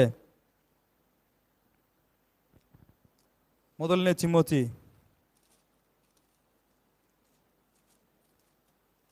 2ನೇ ಅಧ್ಯಾಯ 8ನೇ ವಚನ. ಹೀಗಿರಲಾಗಿ ಪುರುಷರು ಎಲ್ಲ ಸ್ಥಳಗಳಲ್ಲಿ ಕೋಪವು ವಾಗ್ವಾದವು ಇಲ್ಲದವರಾಗಿ ಭಕ್ತಿಪೂರ್ವಕವಾಗಿಯೇ ಕೈಗಳನ್ನೆತ್ತಿ ಪ್ರಾರ್ಥಿಸಬೇಕೆಂದು ಅಪೇಕ್ಷಿಸುತ್ತೇನೆ. ಕೋಪವು ಎಲ್ಲ ಸ್ಥಳಗಳಲ್ಲಿ, ನೀವು ಕೋಪ ಇಲ್ಲದವರಾಗಿ ಕೈಗಳನ್ನೆತ್ತಿ ಪ್ರಾರ್ಥಿಸಬೇಕೆಂತ ಹೇಳಿ ದೇವರು ಪೌಲನ ಮುಖಾಂತರವಾಗಿ ನಮ್ಮನ್ನು ತಿಳಿಸ್ತಾ ಇದ್ದಾನೆ ಪ್ರಿಯರೇ. ಅದಕ್ಕಾಗಿ ಪ್ರಿಯ ದೇವರ ಮಕ್ಕಳೇ, ಈ ಕೋಪ, ನಾನು ಹೇಳ್ತೇನೆ, ಈ ಕೋಪ ಭಯಂಕರವಾದಂಥದ್ದು ಪ್ರಿಯರೇ. ಈ ಕೋಪ ನಮ್ಮನ್ನು ನಾಶ ಮಾಡುವಂಥದ್ದಾಗಿದೆ. ಈ ಕೋಪ ಸಂಬಂಧಗಳನ್ನು ಮುರಿದು ಹಾಕುವಂಥದ್ದಾಗಿದೆ. ಈ ಕೋಪ ನಿನ್ನ ಮತ್ತು ಕುಟುಂಬದವರ ಮಧ್ಯದಲ್ಲಿ ವೈಮನಸ್ಸುಗಳನ್ನು ಹುಟ್ಟು ಹಾಕುವಂಥದ್ದಾಗಿದೆ. ಇವತ್ತು ನೀನು ಮಾಡುವಂಥ ಕೋಪ ಇನ್ನೊಬ್ಬರ ಮನಸ್ಸು ನೋಯಿಸುವಂಥದ್ದಾಗಿದೆ. ನೀನು ಮಾಡುವಂಥ ಕೋಪ ಗಟ್ಟಿಯಾಗಿರುವಂಥ ಸಂಬಂಧಗಳು ಮುರಿದು ಹಾಕುವಂಥ ರೀತಿಯಲ್ಲಿ ತೆಗೆದುಕೊಂಡು ಹೋಗುವಂಥದ್ದಾಗಿದೆ. ನಿನ್ನ ಕೋಪ ಇನ್ನೊಬ್ಬರನ್ನು ನಾಶ ಮಾಡುವಂಥದ್ದಾಗಿದೆ. ನಿನ್ನ ಕೋಪ ಇನ್ನೊಬ್ಬರು ನಿನ್ನಿಂದ ದೂರ ಹೋಗುವಂತೆ ಮಾಡುವಂಥದ್ದಾಗಿದೆ. ಅದಕ್ಕಾಗಿ ಪ್ರಿಯ ದೇವರ ಮಕ್ಕಳೇ, ಕೋಪ ಮಾಡುವುದಾದರೂ ಪಾಪ ಮಾಡಬೇಡಿರಿ. ನಿನ್ನ ಕೋಪ ನಿನ್ನ ಹತೋಟಿಯಲ್ಲಿರಲಿ, ನಿನ್ನ ಕೋಪ ನಿನ್ನ ನಿಯಂತ್ರಣದಲ್ಲಿರಲಿ. ನೀನು ಮಾತನಾಡುವಾಗ ಎಚ್ಚರಿಕೆಯಿಂದ ನೀನು ಮಾತನಾಡು. ನೀನು ಪ್ರತಿಕ್ರಿಯಿಸುವಾಗ ನಿನ್ನ ಒಂದು ಪ್ರತಿಕ್ರಿಯೆ ಅದು ಮೃದುವಾಗಿರಲಿ. ಹೀಗೋ ಈ ಕೋಪ, ನಾವು ನೋಡಿದ ಹಾಗೆ ಕೋಪ ಅಭಿಷೇಕವನ್ನು ಕಳೆದುಕೊಳ್ಳುವುದಕ್ಕೆ ಕಾರಣವಾಗ್ತದೆ. ಈ ಕೋಪ ದೇವರಿಂದ ನಿನ್ನನ್ನು ಅಗಲಿಸುವಂಥದ್ದಾಗಿದೆ. ಈ ಕೋಪ ನಿನಗೆ ದೈಹಿಕವಾಗಿ ಬಲಹೀನ ಮಾಡ್ತದೆ. ಮಾತ್ರವಲ್ಲದೆ ಈ ಕೋಪ ನಿನಗೆ ಆತ್ಮಿಕವಾಗಿ ಕೂಡ ಕುಂದಿ ಹೋಗುವಂತೆ ಮಾಡುವಂಥದ್ದಾಗಿದೆ. ಹಲ್ಲೆಲೂಯಾ. ಅದಕ್ಕಾಗಿ ಪ್ರಿಯ ದೇವರ ಮಕ್ಕಳೇ, ಈ ಕೋಪ ಬಹಳಷ್ಟು ಭಯಂಕರವಾದದ್ದು.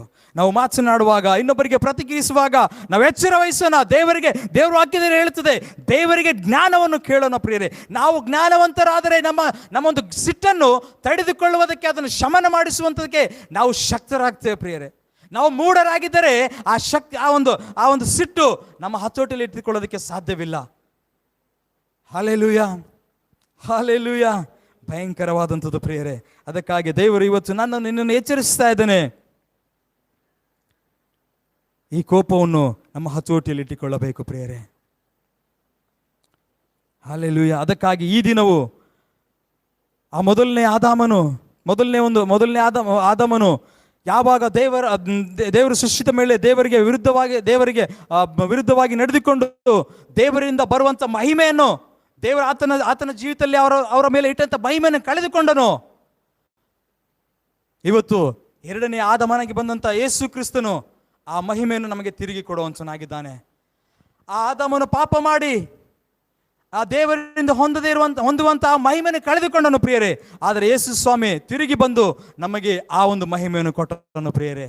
ಇವತ್ತು ನಾನು ಹೇಳ್ತೇನೆ, ಹಿಂದಿನ ಆ ಮೋಶೆಯ ಮೂಲಕವಾಗಿ ದೇವರು ನಮಗೆ ಆ ಒಂದು ಹಲಿಗೆ ಮೇಲೆ ಆಜ್ಞೆಗಳನ್ನು ಬರೆದುಕೊಟ್ಟನು. ಆದರೆ ಯೇಸು ಸ್ವಾಮಿ ಎರಡನೇ ಆದಾಮನಾಗಿ ಬಂದಂತ ಈ ಯೇಸು ಸ್ವಾಮಿ ತನ್ನ ಆಜ್ಞೆಗಳನ್ನು, ತನ್ನ ಮಹಿಮೆಯನ್ನು, ತನ್ನ ಕೃಪೆಯನ್ನು ನಮ್ಮ ಹೃದಯ ಎನ್ನುವಂತ ಹಲಿಗೆ ಮೇಲೆ ಆತನು ಬರೆದನು ಪ್ರಿಯರೇ. ಮೊದಲನೇ ಒಂದು ಆಜ್ಞೆಗಳು ನಮ್ಮನ್ನು ಖಂಡಿಸುವುದಕ್ಕಾಗಿ, ನಮ್ಮನ್ನು ತಿದ್ದುವುದಕ್ಕಾಗಿ ಅದು ಇತ್ತು. ಆದರೆ ಎರಡನೇ ಸಾರಿ ಬಂದಂಥ ಯೇಸು ಕ್ರಿಸ್ತನ ಒಂದು ಕೃಪೆ, ಆ ಒಂದು ಸತ್ಯತೆ ಇವತ್ತು ಏನಾಗಿದೆ, ನಮ್ಮನ್ನು ರಕ್ಷಣೆಗೆ ನಡೆಸುವಂಥದ್ದಾಗಿದೆ ಪ್ರಿಯರೇ. ಯೇಸುವಿನ ಕೃಪೆ ಅದು ಬಹಳ ದೊಡ್ಡದಾಗಿದೆ ಪ್ರಿಯರೇ. ಆತನ ಕೃಪೆ ಮೊದಲನೇ ಒಂದು ಆದಾಮನ ಮೂಲಕವಾಗಿ ಪಾಪ ಉಂಟಾದಾಗ, ಎರಡನೇ ಆದಾಮನ ಮೂಲಕವಾಗಿ ಈಗ ನಮಗೆ ನೀತಿ, ಸತ್ಯ, ಮಹಿಮೆ ನಮಗೆ ದೊರಕಿತ್ತು ಪ್ರಿಯರೇ. ಹಲ್ಲೆಲೂಯಾ. ಅದಕ್ಕಾಗಿ ಮೊದಲನೇದು ಬಂದಿದ್ದು ಅದು ಒಂದು ಭೂಮಿಯಿಂದ ಬಂದಿತ್ತು ಪ್ರಿಯರೇ. ಅದು ಎರಡನೇದಾಗಿ ಬಂದಂಥ ಅದು ಪರಲೋಕದಿಂದ ಬಂದಂಥದ್ದು. ಮೊದಲನೇ ಆದಾಮ ಭೂಮಿಯಿಂದ ಆತನು ಬಂದನು.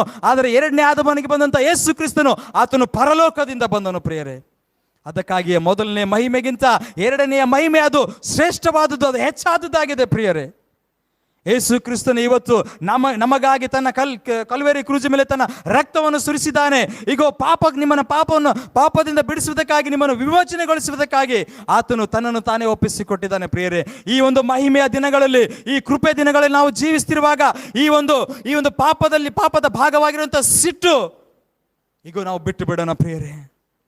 ದೇವರ ವಾಕ್ಯದಲ್ಲಿ ಸ್ಪಷ್ಟವಾಗಿ ಹೇಳಿದೆ, ಗಲಾತ್ಯದಲ್ಲಿ 5ನೇ ಅಧ್ಯಾಯದಲ್ಲಿ ಬರೆಯಲ್ಪಟ್ಟಿದೆ ಪ್ರಿಯರೇ, ಈ ಸಿಟ್ಟು ಇದು ದೇಹಕ್ಕೆ ಸಂಬಂಧಪಟ್ಟದಾಗಿದೆ ಪ್ರಿಯರೇ. ಈ ಕೋಪ ದೇಹಕ್ಕೆ ಸಂಬಂಧಪಟ್ಟದಾಗಿದೆ. ಆದರೆ ಆತ್ಮಕ್ಕೆ ಸಂಬಂಧಪಟ್ಟದ್ದು ಪ್ರೀತಿ ಪ್ರಿಯರೇ. ಆತ್ಮಕ್ಕೆ ಸಂಬಂಧಪಟ್ಟದ್ದು ಪ್ರೀತಿ. ಈಗ ನಿನ್ನಲ್ಲಿ ಸಿಟ್ಟದಿರುವುದಾದರೆ ನೀನು ಇನ್ನು ದೈಹಿಕವಾಗಿಯೇ ಇದೆಯಾ, ನಿನ್ನಲ್ಲಿ ಹಳೆ ಜೀವಿತ ನಿನ್ನಲ್ಲಿ ಇದೆ ಅಂತ ತೋರಿಸುವಂಥದ್ದಾಗಿದೆ ಪ್ರಿಯರೇ. ಇವತ್ತು ನಿನ್ನಲ್ಲಿ ಪ್ರೀತಿ ಹೊರಬರ್ತಾ ಇರುವುದಾದರೆ ನೀನು ಆತ್ಮಿಕವಾಗಿದೆಯಾ? ಆತ್ಮಿಕವಾಗಿ ಬರುವಂಥ ಫಲ ಅದು ಪ್ರೀತಿಯಾಗಿದೆ ಪ್ರಿಯರೇ. ದೇಹಕ್ಕೆ ಸಂಬಂಧಪಟ್ಟಂಥ ಕಾರ್ಯ ಅದು ಸಿಟ್ಟಾಗಿದೆ ಪ್ರಿಯರೇ. ನೀನು ಸಿಟ್ಟುಗೊಳ್ಳುವಾಗ ನೀನು ದೈಹಿಕವಾಗಿ ವರ್ತಿಸ್ತೀಯ ಅಂತ ಅರ್ಥ. ನೀನು ಪ್ರೀತಿ ತೋರಿಸುವಾಗ ನೀನು ಆತ್ಮಿಕವಾಗಿ ವರ್ತಿಸ್ತಾ ಇದೀಯಾ? ಪ್ರಿಯ ದೇವರ ಮಕ್ಕಳೇ, ನಾವು ದೇಹಕ್ಕೆ ಸಂಬಂಧಪಟ್ಟವರಲ್ಲ. ನಮ್ಮ ದೇಹ ಜಜ್ಜಲ್ಪಟ್ಟಿದೆ. ಯೇಸು ಸ್ವಾಮಿಯೊಟ್ಟಿಗೆ ನಾವು ಸಿಲುಬೆಗೆ ಹಾಕಲ್ಪಟ್ಟಿದ್ದೇವೆ ಪ್ರಿಯರೇ. ಈ ಲೋಕದ ಪಾಲಿಗೆ, ಲೋಕದ ಒಂದು ಎಲ್ಲ ವಿಷಯಗಳಿಗಾಗಿ, ದೇಹದ ಎಲ್ಲ ವಿಷಯಗಳಿಗೆ ನಾವು ಜಜ್ಜಲ್ಪಟ್ಟಿದ್ದೇವೆ. ಯೇಸುವಿನಿಟ್ಟಿಗೆ ನಾವು ಶಿಲುಬೆಗೆ ಹಾಕಲ್ಪಟ್ಟಿದ್ದೇವೆ ಪ್ರಿಯರೇ. ಆತ್ಮಿಕವಾಗಿ ನಾವು ಜೀವಿಸ್ತಾ ಇದ್ದೇವೆ. ಆತ್ಮಿಕವಾದಂಥ ಫಲ ನಮ್ಮಿಂದ ಬರಬೇಕು. ಆತ್ಮಿಕವಾದಂಥ ಫಲ ನಾವು ನಮ್ಮ ದೇವರ ಮಕ್ಕಳಾಗಿಂತ ನಾವುಗಳು ಅದನ್ನು ನಾವು ಕೊಡಬೇಕು ಪ್ರಿಯರೇ. ಆತ್ಮಿಕ ಫಲ ಪ್ರೀತಿಯಾಗಿದೆ. ಆತ್ಮಿಕ ಫಲ ಅದು ಸಹನವಾಗಿದೆ. ನಮ್ಮಲ್ಲಿ ಆ ಒಂದು ಸಹನೆಯ ಶಕ್ತಿ ಇರಬೇಕು. ನಮ್ಮಲ್ಲಿ ಆ ಒಂದು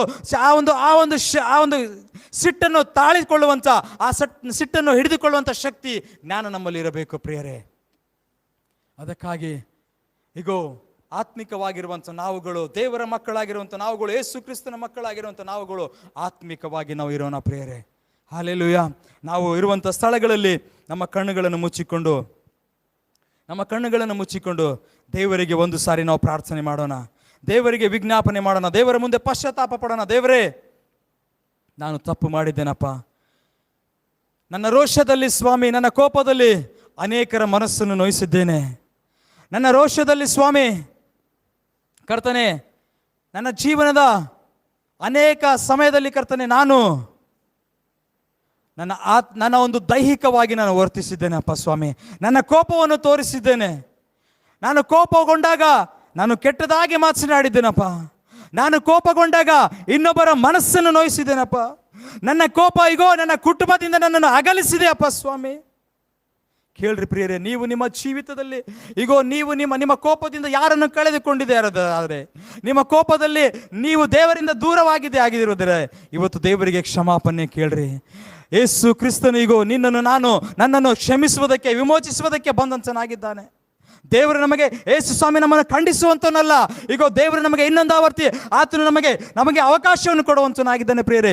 ಯಾವಾಗ ಮೋಶೆ ತನ್ನ ಕೋಪದಲ್ಲಿ ತನ್ನ ಕೈಯಲ್ಲಿದ್ದಂಥ ಆ ಒಂದು ಆಜ್ಞೆ ಹಲಗೆಗಳನ್ನು ಮುರಿದು ಬಿಟ್ಟನು, ತಂದೆಯಾದ ದೇವರು ಇನ್ನೊಂದು ಆವರ್ತಿ ಆತನಿಗೆ ಹೇಳಿದನು, ಇನ್ನೊಂದು ಆವರ್ತಿ ನೀನು ಆ ಒಂದು ಬೆಟ್ಟದ ಮೇಲೆ ಬಾ, ಇನ್ನೊಂದು ಆವರ್ತಿ ನೀನು ಆ ಬೆಟ್ಟದ ಮೇಲೆ ಬಾ, ನೀನು ಆ ಹಲಗೆಗಳನ್ನು ಸಿದ್ಧ ಮಾಡಿಕೊಂಡು ಬಾ ಅಂತೇಳಿ ಹೇಳಿದಾಗ ಮೋಶೆ ಪುನಃ ಇನ್ನೊಂದು ಆವರ್ತಿ ಆ ಒಂದು ಬೆಟ್ಟದ ಮೇಲೆ ಹೋದನು ಪ್ರಿಯರೇ. ಆವಾಗ ಮತ್ತೆ ಆತನು ದೇವರ ಸನ್ನಿಧಾನದಲ್ಲಿ 40 ದಿವಸಗಳ ಕಾಲ ಹಗಲಿರಲು ಅನ್ನ ನೀರು ಇಲ್ಲದೆ ಆತನು ದೇವರ ಸನ್ನಿಧಾನದಲ್ಲಿ ಕಾದು ಕೂಚವನಾಗಿದ್ದನು ಪ್ರಿಯರೇ. ಆವಾಗ ತಂದೆಯಾದ ದೇವರು ಇನ್ನೊಂದು ಆವರ್ತಿ ತನ್ನ ಜನರಿಗಾಗಿ ಆ ಹಲಗೆ ಮೇಲೆ ಆಜ್ಞೆಗಳನ್ನು ಬರೆದುಕೊಟ್ಟನು ಪ್ರಿಯರೇ. ದೇವರು ನಮ್ಮ ತಪ್ಪು, ನಮ್ಮ ಕೋಪ, ನಮ್ಮ ಒಂದು ಪಾಪದ ಕಡೆಗೆ ನೋಡುವಂಥವನಲ್ಲ ಪ್ರಿಯರೇ.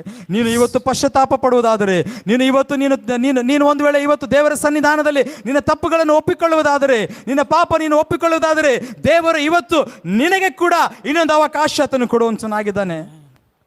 ನೀನು ಕೋಪದಿಂದ ನೀನು ಯಾವಾಗಾದರೂ ಪಾಪ ಮಾಡಿದ್ದೆ ಆದರೆ, ನೀನು ಕೋಪದಿಂದ ಯಾವಾಗಾದರೂ ನೀನು ಜನರನ್ನು ನೋಯಿಸಿ ಆದಿದ್ದರೆ, ಕೋಪದಿಂದ ನೀನು ಯಾವಾಗಾದರೂ ನಿನ್ನ ಕುಟುಂಬದವರನ್ನು ನೋಯಿಸದೆ ಆದಿದ್ದರೆ, ಇವತ್ತು ದೇವರ ಸನ್ನಿಧಾನದಲ್ಲಿ ಆತನು ಹೇಳ್ತಾ ಇದ್ದಾನೆ, ನೀನು ಪಶ್ಚಾತ್ತಾಪ ಪಡುವುದಾದರೆ, ನೀನು ಇವತ್ತು ನನ್ನನ್ನು ಬೇಡುವುದಾದರೆ, ನಾನು ನನ್ನ ಕೃಪೆ ಇನ್ನೊಂದು ಆವರ್ತಿ ನಿನಗೆ ದಯಪಾಲಿಸುತ್ತೇನೆ.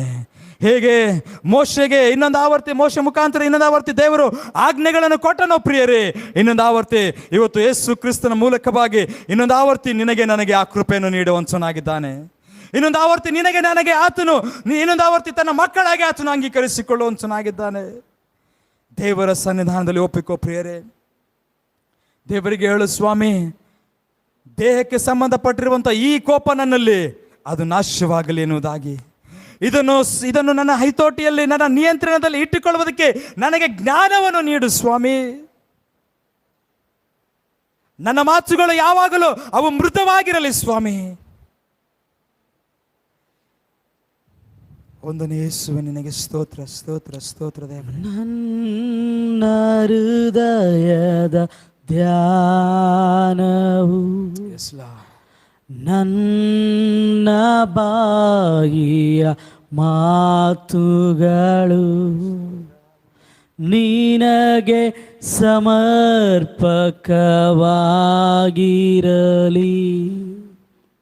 ಪರಿಶುದ್ಧನಾದಂಥ ದೇವರೇ, ನನ್ನ ಹೃದಯದ ಧ್ಯಾನವು ನನ್ನ ಬಾಯಿಯ ಮಾತುಗಳು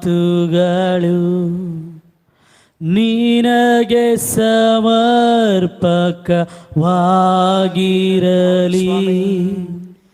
ಪರಿಶುದ್ಧನಾದಂತ ದೇವರೇ, ನಾನು ಕೆಟ್ಟ ಆಲೋಚನೆಯನ್ನು ಮಾಡದಂತೆಯೇ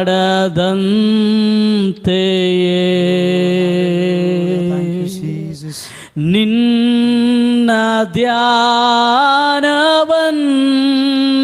ನಾನು ಮಾಡುವಂತೆಯೇ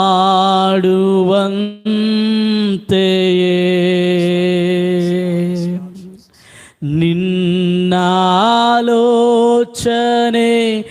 ಆತ್ಮನ ಪ್ರೇರಣೆ ಅನುಗ್ರಹಿಸು ನನಗೆ.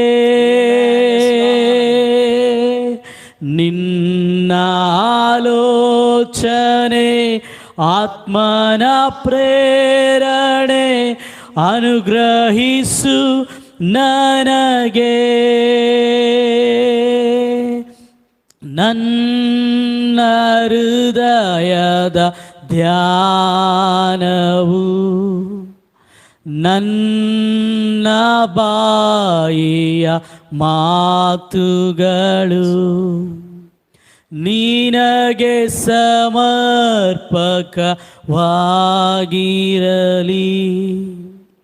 ಪರಿಶುದ್ಧನಾದಂತ ದೇವರೇ, ನನ್ನ ತಪ್ಪನು ಅರಿಯುವಂತೆ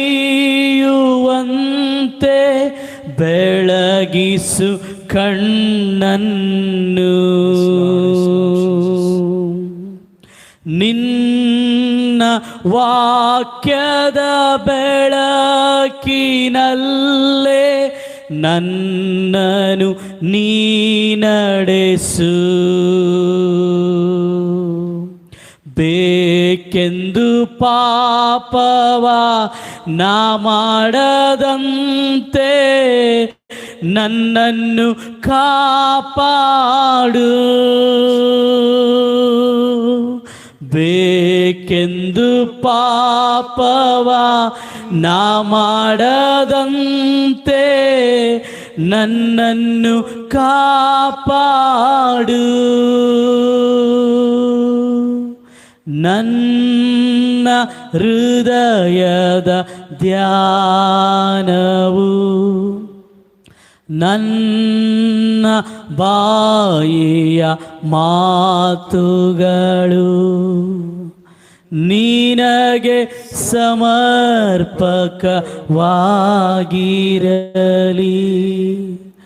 ಪರಿಶುದ್ಧನಾದಂತ ದೇವರೇ, ಬೇಕೆಂದು ಕೋಪವ ನಾ ಮಾಡದಂತೆ ನನ್ನನ್ನು ಕಾಪಾಡು.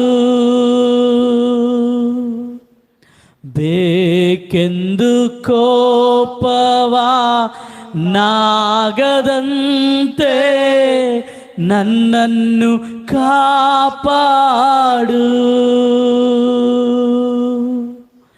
ನಿನ್ನ ಆಲೋಚನೆ ಆತ್ಮನ ಪ್ರೇರಣೆ ಅನುಗ್ರಹಿಸು ನನಗೆ. ನಿನ್ನ ಆಲೋಚನೆ ಆತ್ಮನ ಪ್ರೇರಣೆ ಅನುಗ್ರಹಿಸು ನನಗೆ. ಹೌದು ಸ್ವಾಮಿ ಅಪ್ಪ, ವಂದನೆ ಯೇಸುವೇ ಸ್ವಾಮಿ. ನಮಗೆ ನಿನ್ನ ಆತ್ಮನ ಪ್ರೇರಣೆ ದಯಪಾಲಿಸಪ್ಪ ಕರ್ತನೆ. ನಾವು ಅನೇಕಾವರ್ತಿ ಸ್ವಾಮಿ, ಅನೇಕ ಸಮಯದಲ್ಲಿ ಅನೇಕ ಸ್ಥಳಗಳಲ್ಲಿ ಅನೇಕರೊಟ್ಟಿಗೆ ಸ್ವಾಮಿ ನಾವು ಕೋಪದಿಂದ ವರ್ತಿಸಿದ್ದೇವಪ್ಪ ಸ್ವಾಮಿ. ಕೋಪದಿಂದ ಸ್ವಾಮಿ ನಾವು ಅನೇಕ ಕೆಟ್ಟ ಮಾತುಗಳನ್ನು ಆಡಿದ್ದೇವೆ. ಕೋಪದಿಂದ ಸ್ವಾಮಿ ಅನೇಕರ ಮನಸ್ಸುಗಳನ್ನು ನೋಯಿಸಿದ್ದೇವೆ. ಕೋಪದಿಂದ ಸ್ವಾಮಿ ನಮ್ಮ ಕುಟುಂಬದವರ ಮನಸ್ಸುಗಳನ್ನು ನೋಯಿಸಿದ್ದೇವೆ. ಕೋಪದಿಂದ ಸ್ವಾಮಿ ಅನೇಕ ಒಳ್ಳೆಯ ಸಂಬಂಧಗಳನ್ನು ನಾವು ಕಳೆದುಕೊಂಡಿದ್ದೇವಪ್ಪ. ದೇವರೇ, ನಮ್ಮ ಕೋಪ ನಮ್ಮ ನಿಯಂತ್ರಣದಲ್ಲಿ ಇಟ್ಟುಕೊಳ್ಳುವುದಕ್ಕೆ ನಮಗೆ ಜ್ಞಾನವನ್ನು ದಯಪಾಲಿಸು. ನಿನ್ನ ಆತ್ಮನ ಜ್ಞಾನವನ್ನು ನಮಗೆ ದಯಪಾಲಿಸು ಸ್ವಾಮಿ. ಕರ್ತನೆ, ನಾವು ಕೋಪಗೊಂಡು ಸ್ವಾಮಿಯಪ್ಪ ದೇವರೇ, ನಮ್ಮ ಕೋಪದಲ್ಲಿ ಯಾವುದೇ ಪಾಪವನ್ನು ಮಾಡದ ಹಾಗೆ ಕರ್ತನೆ, ಸೂರ್ಯನು ಮುಳುಗುವುದಕ್ಕಿಂತ ಮುಂಚಿತವಾಗಿಯೇ ನಮ್ಮ ಸಿಟ್ಟು ನಾವು ಆರಿಸಿಕೊಳ್ಳುವುದಕ್ಕೆ ನಮಗೆ ನೀನು ಕೃಪೆ ಮಾಡು ದೇವರೇ. ಕೋಪ ಮಾಡಿದರೂ ಪಾಪ ಮಾಡಬಾರದು. ಹೌದು ಸ್ವಾಮಿ, ಅದನ್ನು ನಾವು ಯಾವಾಗಲೂ ನೆನಪಲ್ಲಿಟ್ಟುಕೊಂಡು ಸ್ವಾಮಿ, ನಾವು ನಮ್ಮ ಕೋಪವನ್ನು ನಿಯಂತ್ರಣದಲ್ಲಿಟ್ಟುಕೊಂಡು ಸ್ವಾಮಿ, ಮೃದುವಾದ ಮಾತುಗಳಿಂದ ಮೃದುವಾದ ಉತ್ತರಗಳಿಂದ ನಾವು ಸ್ವಾಮಿ ಎಲ್ಲರೊಟ್ಟಿಗೆ ನಾವು ಇರುವಂತೆ ನೀನು ಕೃಪೆ ಮಾಡಪ್ಪ ಸ್ವಾಮಿ. ನಿಮ್ಮ ಆತ್ಮಿಕ ಫಲವಾಗಿರುವಂಥ ಪ್ರೀತಿ ಯಾವಾಗಲೂ ನಮ್ಮ ಜೀವಿತದಲ್ಲಿ ಅದು ಉಕ್ಕಿ ಹರಿಯಲೇಪ. ನಮ್ಮ ಬಾಯಿಯಿಂದ, ನಮ್ಮ ನಡತೆಯಿಂದ, ನಮ್ಮ ಮಾತುಗಳಿಂದ ನಿನ್ನ ಪ್ರೀತಿ ಅದು ತೋರಿ ಬರಲಿ ಸ್ವಾಮಿ. ಅದ್ಭುತ ಮಾಡು ಕರ್ತನೆ ಅಪ್ಪ. ಈ ವಾಕ್ಯವನ್ನು ಕೇಳಿದಂಥ ಪ್ರತಿಯೊಬ್ಬರ ಜೀವಿತದಲ್ಲಿ ಕರ್ತನೆ ನೀನು ಕಾರ್ಯ ಮಾಡು ದೇವರೇ. ಅವರ ಜೀವಿತದಲ್ಲಿ ಇರುವಂಥ ಈ ಒಂದು ಕೋಪ ಸ್ವಾಮಿ ದೇವರೇ, ಅದು ನಿಯಂತ್ರಣದಲ್ಲಿ ಇಟ್ಟುಕೊಳ್ಳುವುದಕ್ಕೆ ಅವರಿಗೆ ನಿನ್ನ ಬಲ, ಜ್ಞಾನ, ಶಕ್ತಿ, ಆತ್ಮನ ಪ್ರೇರಣೆ ನೀನು ನೀಡು ಸ್ವಾಮಿ. ವಂದನೆ ಯೇಸುವೆ ಸ್ವಾಮಿ. ಎಲ್ಲ ಮಹಿಮೆ ಘನತೆ ನಿನಗೆ ಸಲ್ಲಿಸುತ್ತಾ ಯೇಸುವಿನ ನಾಮದಲ್ಲಿ ಪ್ರಾರ್ಥಿಸಿದ್ದೇವೆ ಪರಲೋಕದ ಜೀವವುಳ್ಳ ತಂದೆ. ಆಮೇನ್, ಆಮೇನ್, ಆಮೇನ್. ಆಮೇನ್, ಆಮೇನ್.